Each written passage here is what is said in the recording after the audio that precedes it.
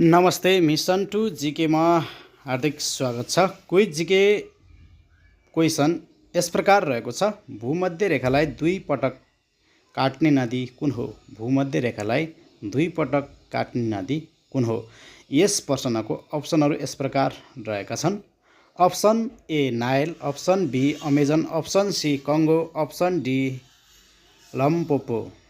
कृपया यस प्रश्नको सही जवाफ दिनुभन्दा पहिले हाम्रो युट्युब च्यानललाई सब्सक्राइब गर्नुहोस् र फेसबुक पेजलाई पनि फलो गर्नुहोस् र सँगै रहेको बेल घन्टीलाई दबाई अल नोटिफिकेसनमा क्लिक गरी हाम्रो युट्युबमा अपलोड गरिएका भिडियोहरूको जानकारी प्राप्त गर्न सक्नुहुनेछ।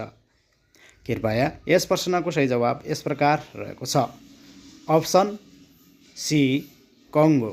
कङ्गो नदीले भूमध्य रेखालाई दुई पटक काट्दछ। कृपया हाम्रो भिडियो साथीहरूमा सेयर गर्नुहोस्। धन्यवाद। नमस्ते, शुभ दिन।